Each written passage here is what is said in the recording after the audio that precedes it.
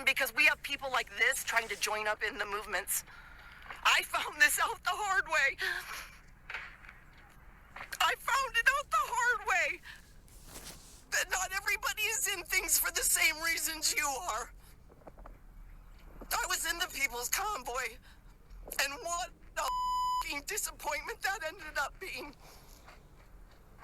What a disappointment. They were a bunch of grifting mother live streamers that wanted to make money off of the people in America who were hardworking and sending their money, little old ladies, old men, people who had to wait for their paychecks so they could give a little bit of money to help people drive around and shout freedom and fight for freedom. And to find out that it was really for nothing, to find out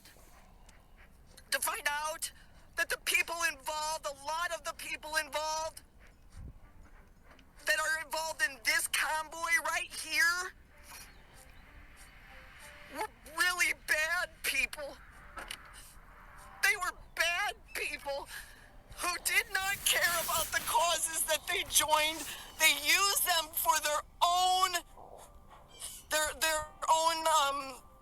profit. Here's the real problem. The idea that she is shocked that there are grifters in the movement is hilarious to me, mainly because Trump himself is everything she described. A whopping $75 million. That's how much former President Trump's Political Action Committee raised in the first half of the year, partly through fundraising pitches like this one.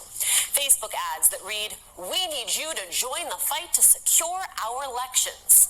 How much of that $75 million went to any of the ballot reviews and so-called audits that Trump praises? Zero.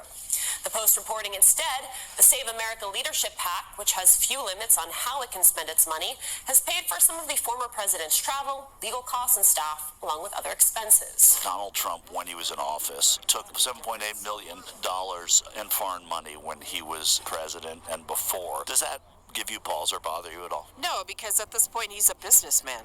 So he legitimately has businesses that he's running, and he could have been doing that from business to business. That's no different than what I do for my career. If a foreign person comes in and wants to buy a property, and they buy a property with foreign money. You're not subject to the emoluments clause of the Constitution.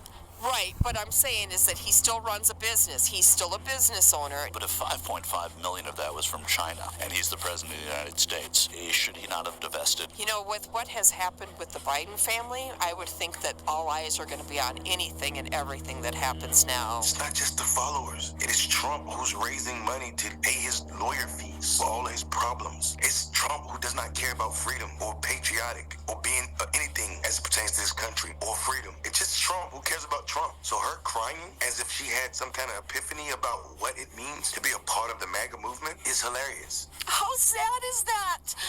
When there's people who really care. When Trump has 37 flags on stage, it does not mean he loves this country, because he does not. Trump loves Trump. And her crying and figuring that out right now is beyond hilarious to me. It's telling, because she thinks she's complaining about the people in the movement, when in actuality, she's just complaining about Trump. It's